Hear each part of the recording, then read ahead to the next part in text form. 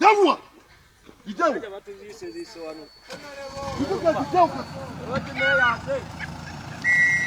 Wapi? Awe. Yavua kafiki. Yes, area road mayor omulonde Ronald Balimwezo atabukidde ab'ekitongole ekya NEMA era ebyabwe si birungi wadde n'akamu n'akeddagala. Balimwezo agenda maaso n'okuba nga abanja joint approval eri aba NEMA ku operation gye bagenda maaso n'okukola. Abagamba yeetaaga joint approval kweyo operation gye bagenda maaso n'okukola okuzimbulula ebizimbe by'abantu mu ngeri ey'ekyenoonero ng'ate tebalina bukakafu na approval gye basinziirirako kubanga badestroyinga people's property, ekintu eky'obulabe ennyo eddala.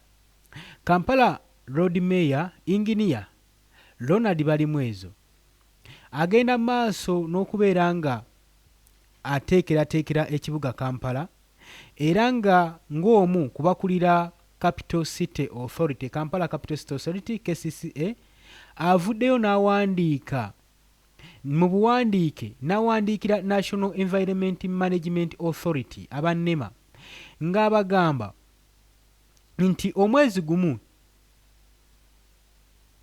gumu gwabeetaaza okubanga abasuspendinze ku demolition egenda maaso, ku exercise egenda maaso gye batagetinzeemu okuba mbu nga bagenda maaso n'okudestroyinga areas eziri mu wetlands. Kati areas Lord Mayor Ronald Balimwezo awandiikidde ab'ekitongole ekya National Environment Management Authority ng'abagamba bastopingemu okumala omwezi gumu basobole okuba nga bafuna clarification ne approval ku operation eno gye bagenda maaso n'okukola, so si gikola mu ngeri ya kyeyonenero, mu ngeri nga gye baagala. Oli ku Yugi Update Civic osinzira obanga otuwuliriza gwe atanatuyungako nkutegeeza nti kirira wansi waliwo ekigambo subscribe kikoneko obeere nga otweyungako. Tugenda mu maaso kubazaako emabega byonna ebibaddewo mu kugumbulula amayimba g'abantu. Abantu bangi nabo abamu ku sayidi emu balaze omutima, balaze amaanyi, balaze nti osaagira gwe wali osaagiddeko evuvumira likoma ku mulyango. So embeera weetyo gye tuvugiddemu omwezi guno gwe tukubye olukwe emabega. Naye nga we nkugambye nti Ronald Balimwezo avuddemu omwasi n'awandiikira aba National Environment Management Authority okubeera nga bakakkanya ku busungu ne ku ngeri gye bagenda maaso n'okukolamu omulimu gwabwe mu ngeri ey'ekyenoonero. Njagala owulirize ku bigambo bino n'oluvannyuma tujja kuba nga tweyongerayo. Teesa ate n'empangula. Leero nga tugenda tuwangula tukolagana wamu yakulembeze. Twakoze ttiimu. Wetuba obumu pati byaggwawo. Kati waliwo ategedde waliwo NRM waliwo wagundu wa Nuupu. Bamaze kukubira gundi ne bagala katulondemu abagundi tumenye abo. Mena batwaliddwa. Nuupu yatwalidde NRM namulebe waliwo omukyalo yakabye ennyo amuziga nagala ogwa mukubo yaliwo oyo mulabeko. Aliwo mukyalo wattu oyo wakabye n'ogamba nti nakunoonyeza akalulu gwe lwaki? Bakutegedde kakati ebyobufuzi tubijja mu nkulaakulana. Bwe tumala okulondebwa tufuuka ffenna, temutuusa mu kulwanagana ntalo ffe ffennyini kwerwanya. Tubeere bumu nga agenda eri eki yakulaba nti abantu baffe baba bulungi. Muntegere kati ate mulesa yoyo Lord Mayor Ronald Balimwezo.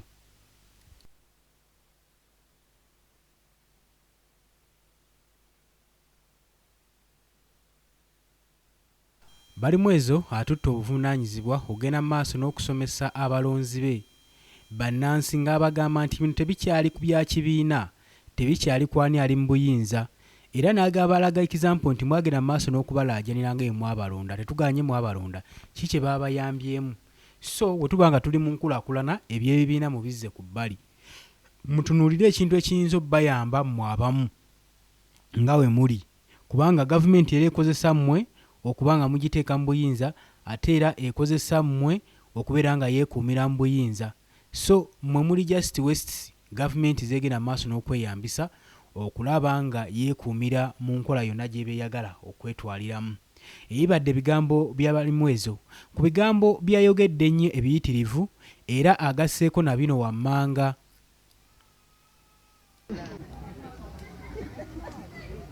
muntegeera siwagira basiba batalina pulaani naye manya nti ffenna tulina impunity eyo impunity must stop nobeera ne gamba n'ogu obukulembeze netuba nga mutulwanyisa bulwanyisa ekyo tekigenda kukola amazima kagabire maki mazima oli najja ne bamukulira n'alya engusi ayagala abantu basengulu n'alya engusi naye najja ate nakusa sente ezo yeyewoomya nti mungi naye nga yalidde engusi nze sikwenya sirimba ojja mmanyi newensigala bwoku bwe babuuze nasigalako obwomu muke munakawa kyenawakola todakimanyi munankyawa hala banjagala munkwireko mungalo ndabo bate nga bamwankyayuka olaganya abantu betala okuwulira amazima webabuulira amazima oba omaze tebigenda kubeera bya bulijjo okole ekyejo oliwe kasasiro mwala olowooza nti obeere ngaozimbye ennyumba tekuli toilet ogambe nti nja kukubire mu ngalo ati abatalina toilet bo baganyira okuba mu ngalo mwebale nyo mwebalire ddala manonze genda bakalakatamu simanyi oba munankyawa naye mugenda kunjagala kubanga nze sigenda sirya nguzi katonda oyo yamanyi tolinga bana mpulidde mu lukwe naye njagala tutandike otusalawo titukole ebituufu tukole ebiki tuufu nga katonda embeezwa sobo kyamani tutte ebiseera bingi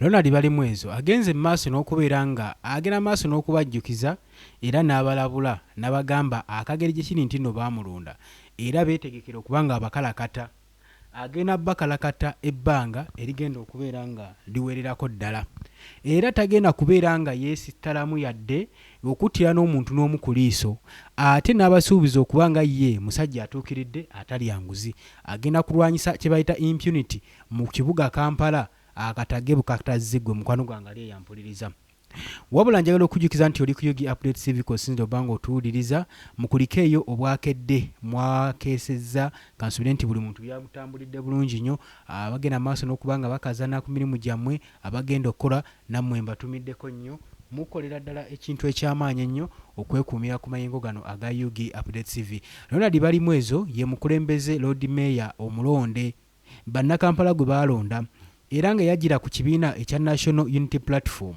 era nga ensonga ezaamuleesa oba oli awo ze zakyayooli jjukira Erias Lukwago ye yali Lord Mayor aliko era nga obwa Lord Mayor bukulunguddireko ebbanga eryaliwererako ddala no ddala era nga bannakampala bamubeereddewo nnyo kakati ne bagamba ke kaseera tukuwummuze ate tubeere nga tulonda Lord Mayor omupya tetunnamanya biki byagenda kukula tetunnamanya ku nteekateeka ze era tetunnalaba butya manifesto ye na biki byaluubirira okukola mu kibuga Kampala oba manifesto engeri gye yagisomamu ng'alondebwa yengeri yeemu gyagenda okuba nga ateeka mu nkola ebintu nga bino nze naawe tetumanyi naye nga tulindiridde kyonna kyonna ekijja akageri kiri nti nno baamala dda n'okulayira yamala dda okutuula mu ntebe eya KCCA era ali omu akajjadde agenda mu maaso n'okulamula ekibuga Kampala katusuubire nti ebintu binaamutambulira bulungi nnyo tetujja kutandika kuwulira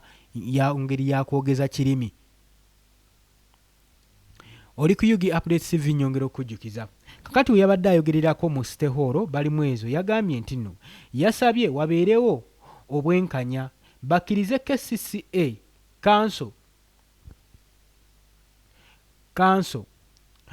esooke reviewing approving mu exercise nga mulimu clear regulations ne proper coordinations wakati w'embeera egenda maaso ey'okuzimbulula ebizimbe by'abantu. Nkugambye Broad Mayor aliko Ronald Balimwezo yagambye musooke muyimirize biweetiye byonna mbadde mukozesa mukakkane, gye bagambye mukakkane, temuleeta muliro. Mutukkirize ffe ng'aba KCCA aba Kampala Capital City Authority tusooke twekkaanye ensonga eno tugitunuulire, twekkaanye exercise eno, twekkaanye eno enkola gye mugenda mu maaso n'okukozesa nga tutadde wamu n'ebisaanizo tubyetaaga, n'enkola ennungi ennuŋŋamu nga mulimu enkolagana mu mbeera eno. Mu nkolagana mu ki? Ategeeza mu parties ez'enjawulo. KCCA erina gettinga involved mu kigenda mu maaso, era yabagaye basooke bayimirize ebikola, asooke yekkaanye ensonga eno agimatire bulungi nnyo. Ronald Balimwezo wuliriza yannyonnyodde ng'agamba Kampala Capital City Authorities yasabye ab'ekitongole kya National Environment Management Authority aba NEMA okukosa ne information eya special committee ng'ekomplayingizizza oba ng'enokoddeyo ba members 10 mu parliament abali presentinga Kampala's 5 divisions. Omanyi divisions ezikola Kampala ziri 5. Kati Lord Mayor ono omulonda agamba bakkirize ba members 10 mu parliament bali presentinge KCCA bonna nga bavudde mu divisions 5 ezikola ekibuga Kampala, nga mwe muli ba RCCs, division leaders ne ba stakeholders abalala. Bagende maaso n'okwenyigira mu kikolwa kino engeri demolitions okuzimbulula ebizimbe by'abantu gye kuyina engeri gye kuyina okukwatibwamu, si mu ngeri ya kyewonenero, si mu ngeri ya kifiiriza.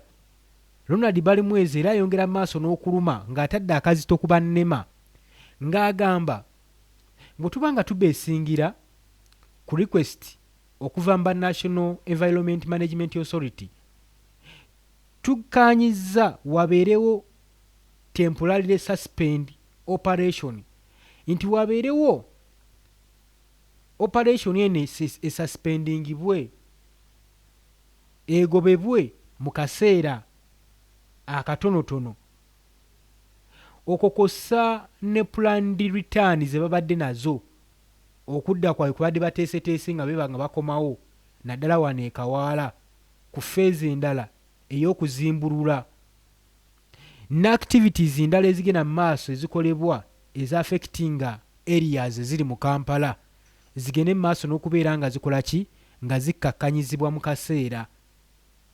Wabeerewo asabye wabeerewo temporary suspension okugobebwa, operation egobebwe mu kaseera kano, basooke batuule ku board ku mmeeza battaanye bawagaanye ki kye bayinza okukola.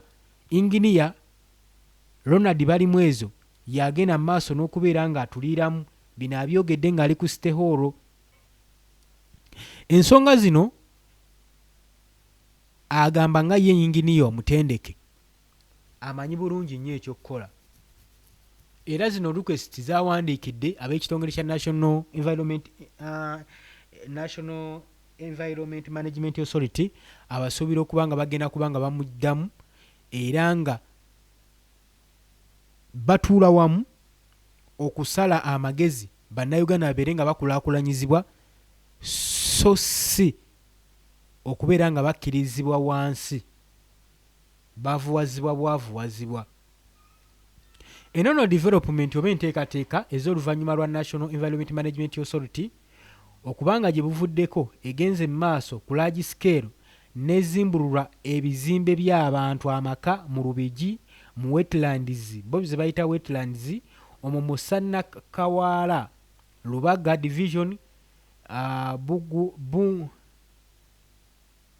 Bugu village saako ne Busaabala Wakiso district ne baleka abantu 10,000 nga bali mu loosi nga loosi zokka zokka zibabala. Abantu babalese mu loosi nga gye babala yokka yokka. Oluvannyuma lw'abalokoozi abatuuze okunokolayo okulumiriza ab'obuyinza okubanga bagenda mu maaso n'okuba bakoze evacuation ne poor communication nga bakireiminga nti nno abantu abasinga abangi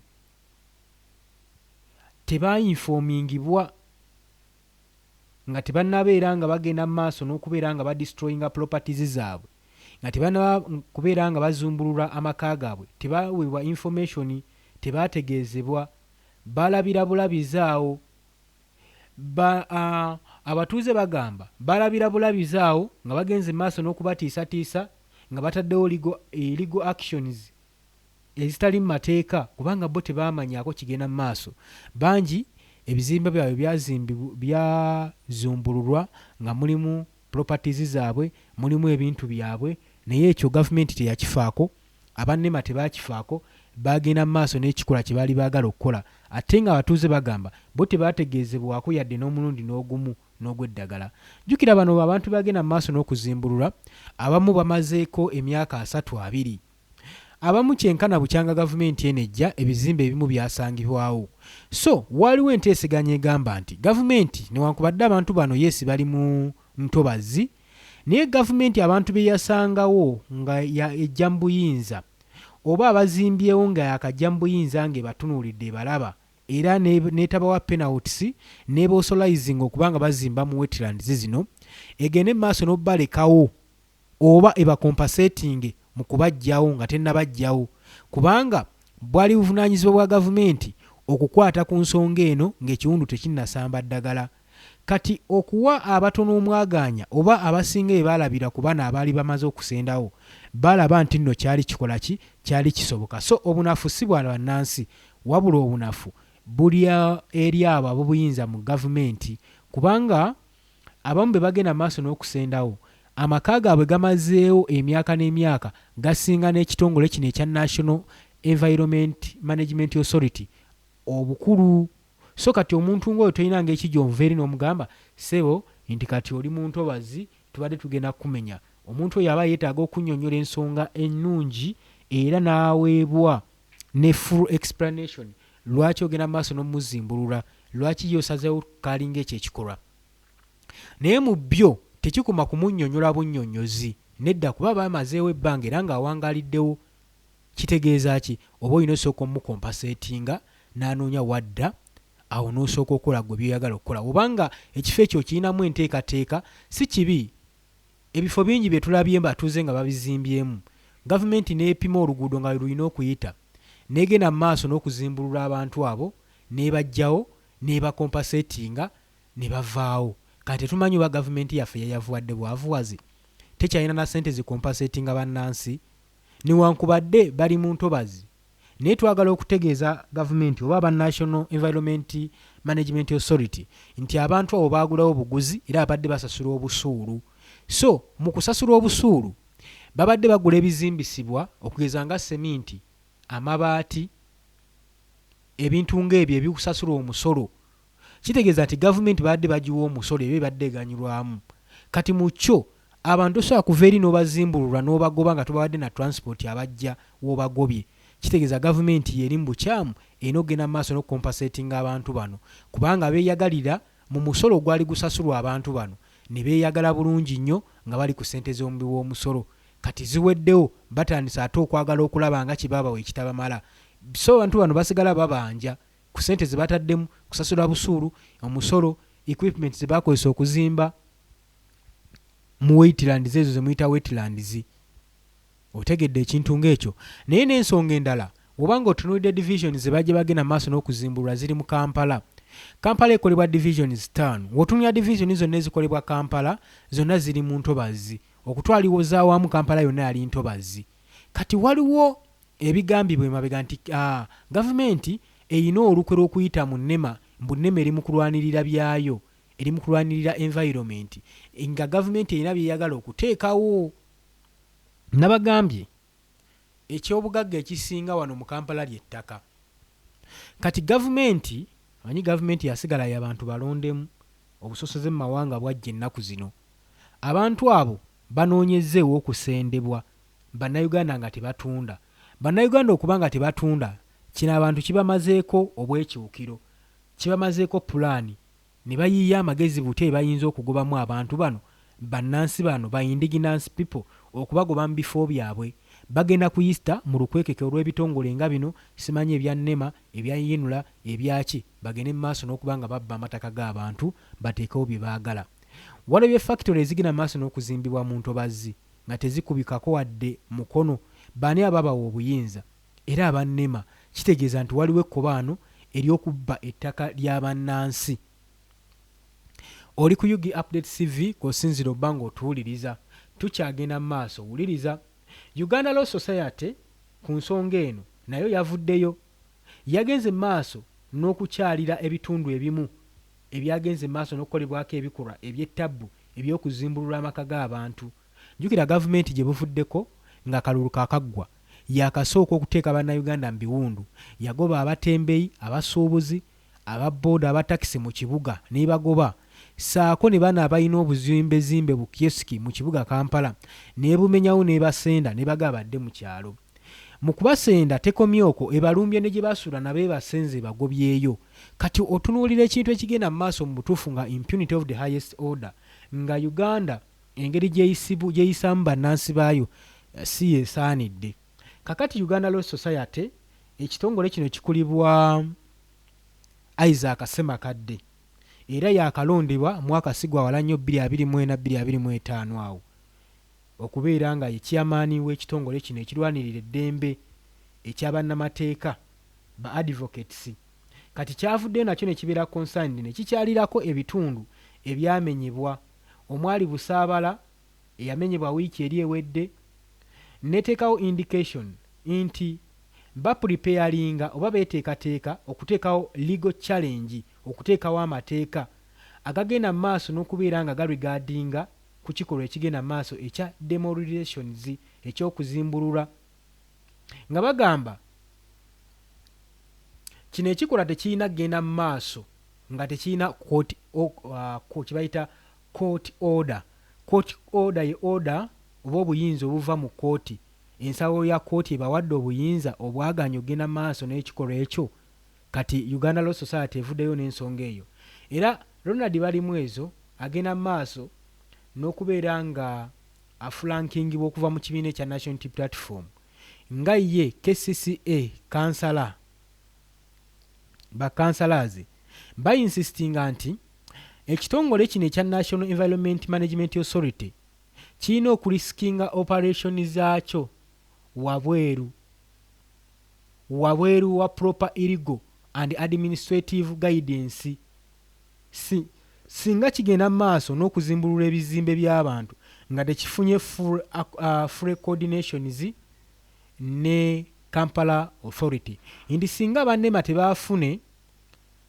tebaafune coordinations, buyinza na approval kuva mu kitongole nge KCCA namba buyinza, bajja kikuba mu mateeka olw'ensonga nti bakirabudde singa bagenda maaso n'ekikola kino ekyokuzimbulula ebizimbe eby'abantu.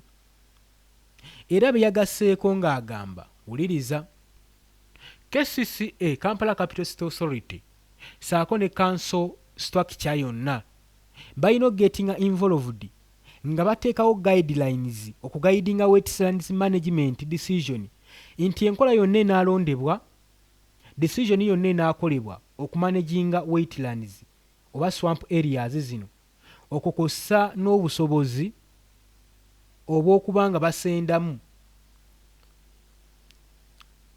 n'obusobozi bwabo olwedde abaasendamu, saako n'ebyo ebifo olwedde ebiri occupied nga birimu population eri high, bagenda maaso n'okuwa guidelines ku biki ekiteekeddwa okukolebwa abannema. Wano muwizeewo bulungi nnyo. Lord Mayor yagenze maaso n'agamba naawe ekyokulabirako n'agamba kati nga bwayise ttu, bwayise firi Kawempe division saako n'ebitundu ebirala. Example, agamba ebifo bino already biri fully occupied n'amayumba mangi, si remote areas. Era biriquiringa formal reconsideration gye bisaana okubeeramu. Basaana bakole formal reconsideration oddana okusinga evacuation. Balimwezi agamba era awakanya nti Kampala egenda mu maaso n'okubeera nga ejjuzza amayumba okuteeberezaamu nti galinga mu 35,000. Era n'ayongerezaako ng'agamba national housing gap estandinga wakati wa 2.4 million unit. Kino kimeekinga ensonga eno okubeera nga eri waasi eri rapid rural urban migration, era nga ne barefugi oba population y'abarefugi abanoonyi b'obubudamu ejja genda mu maaso n'okweyongera mu kibuga singa nneme egenda mu maaso n'okuba nga ekyakozesa ekyo ekikolwa ekyokuzimbulula abantu mu kibuga kyo kyagezaako bagamba kyekiriwa nti ekikolwa kino kya ttabbu tekisaanidde wadde kwesembereza. Era yayongedde ng'annyonnyola Ronald Balimwezo ng'agamba wuliriza ensonga ze ng'agamba waati nti yanootinze ng'agamba Kampala etwalibwa okuba nga eri heavy congested era n'ettaka obeerwa ettaka eristressingiddwa likwayalinga structured planning okusinga sudden demolition, nti beetaaga ababakolere just planning than okusinga obazimbulula. Balimwezo agenda maaso ng'agamba okumaintaininga plan oba urban development kyekisaanidde okusinga okuteekawo enkola ey'okubazimbulula. Agamba kyetaagisa okwadressinga ettaka okukozesa challenges mu kibuga, tekyetaaga kwadressinga ttaka nga bakozesa ebizibu mu kibuga kubanga kino kizibu bongerako kizibu. Bataakiriza wetlands bongera ku muwendo gw'abarefugi batasobola kulabirira mu ggwanga Uganda, baleka amaka g'abantu nga bali homeless nga tebalina waakubeera. Kati kino ani ayinza okuba nga akivunaanyizibwako? So gavumenti esaanidde okuba nga yeddako ku nsonga ng'eno, ensonga eno erimu ggumba. Lord Mayor omulonde Ronald Balimwezi agenda maaso ng'agamba ebikolwa bino ebifaaganako bikoleddwa mu Kinnawattaka, Kira Municipality, Bugoloobi, mu Nakawa Division, nga wetlands tezisobola kubeera nga ziri kavalingibwa. Balimwezi agamba era akireiminga nti NEMA erina okuindikatinga yayindikatinze willingness okonsideringa KCCA Kampala Capital City Authorities requests okuteekawo dialogues no coordinatinga nga tebannabagenda maaso na kikolwa kino ekyokuzimbulula ebizimbe by'abantu. Ensonga eno agitaddemu nnyo amaanyi era n'afuba nnyo okulaba nga aluma n'ogw'engulu okulaba nga atuukiriza ensonga eno. Nze ngamba ku sayidi emu mutuufu NEMA esaanye okuba nga ecoordinatinga ng'ekwatira wamu n'ekitongole ekya KCCA basobole okubeera nga banoonya engeri gye bayinza okubeera nga batambuzaamu ekibuga Kampala, bannansi ne balekerawo okuba nga babonaabona kubanga amaka g'abantu mangi agazimbuluddwa. Abantu bangi be tusuubira kati abali homeless. Tugenda okulaba nga ebikolwa eby'ettabbu, emize emibi egyakolebwanga abavubuka gizzeemu, egy'okutta abantu, egy'okkuba abantu, kunyakula abantu, kubanyaga, olw'ensonga kati bagenda kuba bafuuse homeless nga tebalina we babeera ku street. Bino y'engeri gavumenti gye yagala ejjukirwemu nga bwe yaleetera enkumi n'enkumi z'Abannayuganda be yasanga nga balina amaka, amayumba abeesuza ne bafuula homeless. Yeno development ekibiina kya National resistance movement government ya mwami Yoweri Kaguta Museveni gye yenyumirizamu okubanga bajoogerako we batyo. Nagamba mu nsi basobola okujjukira n'ebintu bibiri: the problem you caused, the problem you solved. Kati government yagala bajijjukire batya? Government, how have you solved this problem? Ensonga eno oyagala bakujjukire. Do you want to be remembered like the government which solved the problem or the government which caused the problem to the Ugandans? Lwaki government yagala okufuuka ekizibu eri bannayuganda?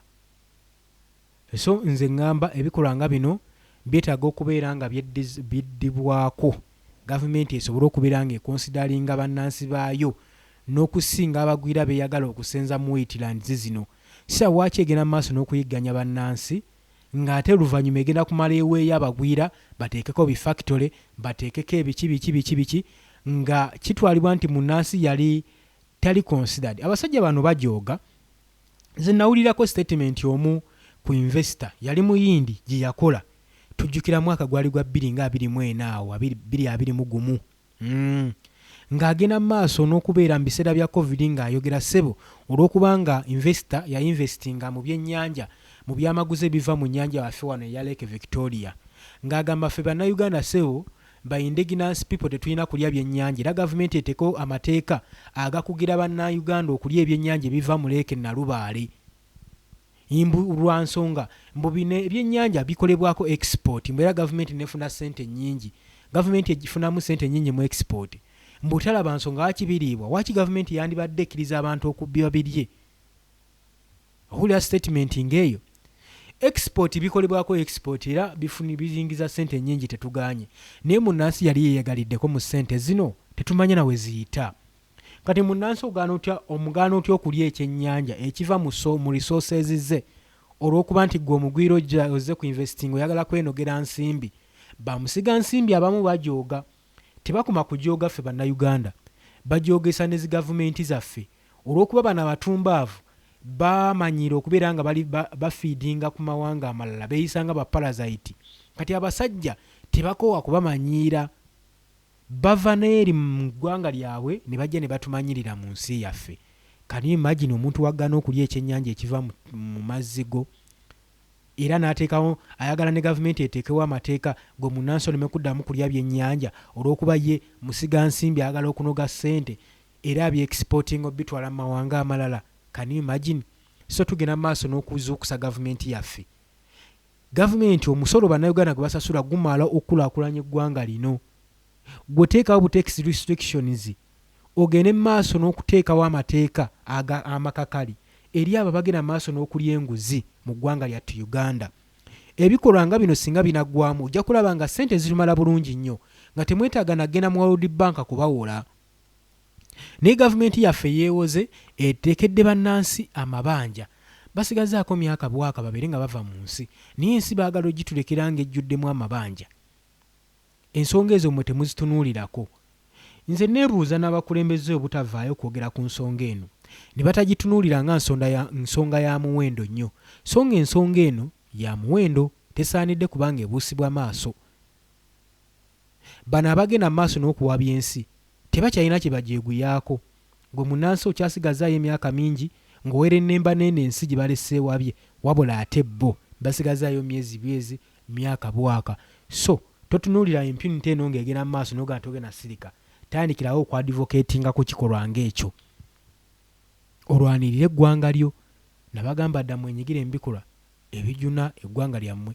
Ngenda kubanga mbalekerako omwami Kikoofiira ye muwulirize biki bye yagenda n'okunnyonnyola ku wetlands zino kwaba bagenda mu maaso n'okuzimbululwa n'okugobwa mu ntobazzi watali wadde ekisa. Nagambye dde oli ku UG Update Civic Sinziro banga otuwuliriza ng'otannatweyungako kkirira wansi waliwo ekigambo subscribe kikoneko obeere nga otweyungako. Abali mu diaspora mbatumiddeko nnyo, abali Katomani, Bungereza, China, Qatar, abali mu US, abali Canada, abali South Africa, abali Russia, Asia mwenna mbatumiddeko nnyo nti mukola kyamaanyi nnyo okwekumira ku mayengo gano aga UG Update TV. Nammwe abajja mu comment section mukola ekintu ekyamaanyi ennyo mwebale kubiyimirizaawo nakubeezaawo mayengo nga Yugi Updates TV. Mbagaliza olunaku olulungi, kambalekeeko kikofiira muwulirize. Gavumenti yaffe ddala bwetu yali esaanidde okwogera omukulembeze alumirirwa abantu be, alumirirwa abantu b'eggwanga lye. Waliwo statement ezigenda mu maaso ne zikolebwa, oluusi n'ozimma amazzi n'ogamba ekyo kookireke kibe, kookireke kiyite. Wuliriza. I have been seeing people commenting, but where was NEMA when these people built buildings? Why did they not stop them? But why should NEMA be the one to stop these people? Don't you have eyes to see a swamp? You yourself. We don't need NEMA. Who doesn't know what a swamp is?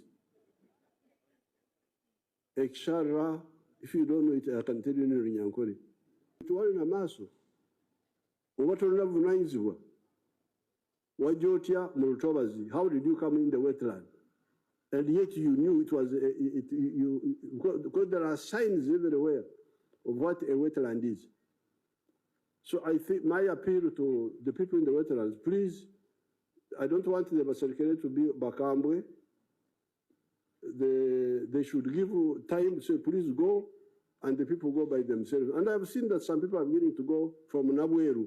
I saw it on the TV, that some of the people on their own, because this is a matter of life and death for this part of the world.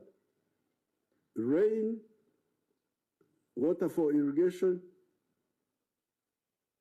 the wetland resources, and okujejana to filter, our natural filter.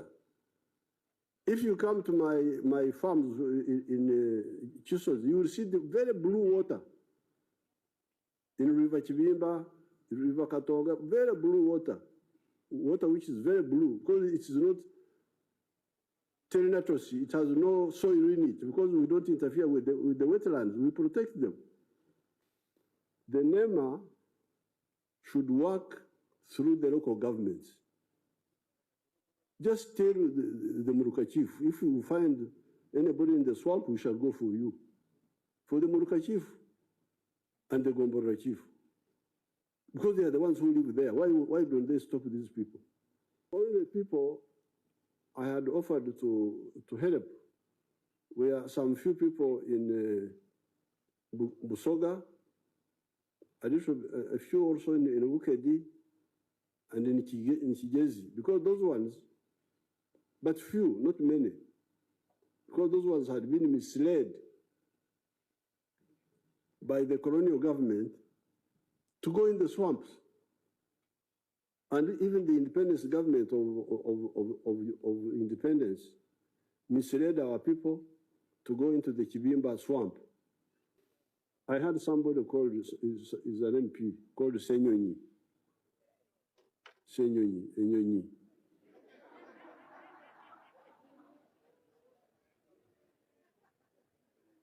Now, Senyonyi was saying, when these people went to the swamp, why didn't NEMA stop them? But that's a wrong question. Okay, that can be asked. You can ask it. But the bigger question is going in the swamp a small issue which you can ignore and there's no danger to us? Because if it was a small issue that we could ignore, we would ignore it. But what is the consequence of going into the swamp? Desertification. Uganda will become a desert. Can we afford that? Because it affects the rains. 40% of our rain is because of the wetlands. Number two, can we afford that? Because it affects the rains. 40% of our rain is because of the wetlands. Number two, it affects our ability for irrigation.